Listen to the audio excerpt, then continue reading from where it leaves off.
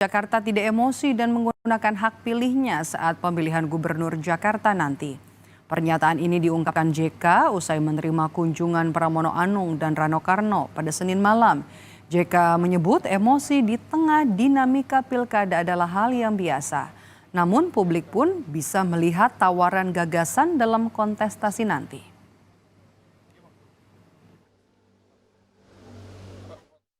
Itu tentunya sebaiknya masyarakat memilih yang terbaik lah. Jangan emosi lah. Bahwa itu ada emosi pastilah. Tapi saya kira kalau nanti melihat bagaimana beliau memberikan wawasan-wawasan, gagasan-gagasan, orang akan memilih sendiri. Itu tahap awal itu. Biasalah. Ditemui di Universitas Gadjah Mada Yogyakarta, Gubernur Jakarta periode 2017-2022 Anies Baswedan buka suara soal gerakan anak abah tusuk 3 paslon Pilkada Jakarta. Anies bilang gerakan itu adalah hak konstitusi yang harus dihormati sebagai ungkapan atas kondisi politik saat ini. Anies bilang itu sebagai bentuk dari kebebasan berekspresi.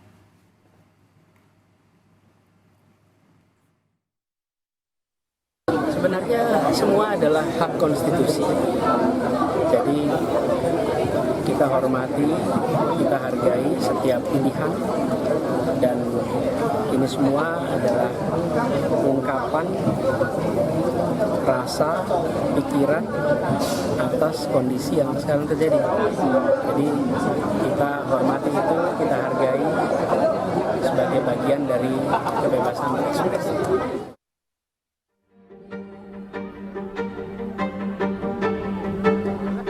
Usai gagal berlaga di Pilkada Jakarta, Anies Baswedan memantapkan diri akan tetap eksis di dunia politik. Maklum saja, pengaruh Anies alias Anies efek masih nyata, apalagi di Pilkada Jakarta. Salah satu langkahnya adalah dengan membuat partai politik atau organisasi masyarakat alias ormas. Anies bilang rencana membuat partai politik masih dikaji. Jika sudah pasti, tentu bakal diumumkan. Bikin parpol atau itu semua sedang dalam proses kajian, nanti kita lihat. Begitu sudah ada arahnya pasti diumumkan.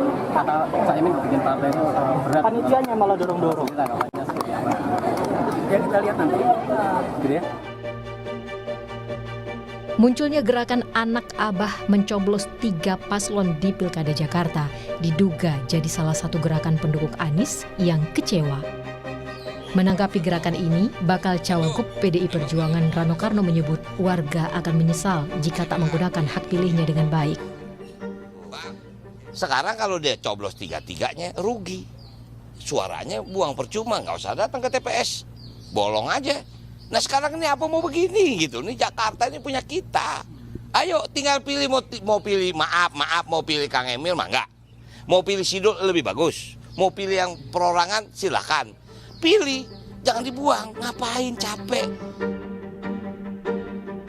Cara Ridwan Kamil Suswono beda lagi. Keduanya menggait loyalis Anies dengan tawaran melanjutkan program kerja Anies terdahulu. PKS kan jauh-jauh hari sudah mendeklarasikan aman kan, ya. Cuma ternyata nggak aman karena memang ada persyaratan 20% itu sebelum MK memutuskan lain kan. Paling tidak nanti kebaikan-kebaikan yang Pak Anies sudah lakukan di Jakarta kita akan teruskan. Ya, bukan hanya Pak Anies juga, Pak Ahok juga. Ya, program-program Pak Ahok yang bagus pun nanti akan kita teruskan, bahkan kita tingkatkan. Demikian pula juga Pak Jokowi, maupun yang terakhir Pak Heru ya. Menggait pemilih Anies di Jakarta dianggap penting dan berpengaruh terhadap perolehan suara di Pilkada. Namun menurut Kepala Departemen Politik dan Perubahan Sosial Center for Strategic and International Studies, Arya Fernandes, tak cukup hanya mengikuti atau melanjutkan program Anies. Pemilih Jakarta yang realistis dan rasional juga butuh program baru dari ketiga bakal paslon. Jadi saya kira mungkin kontinuitas penting, tapi di satu sisi yang lain itu kandidat memang harus punya satu gagasan baru, program baru yang bisa mendukung visi Jakarta sebagai kota global. Jadi harus ada program baru? Saya kira harus ada program baru yang mungkin tidak lagi program-program yang biasa.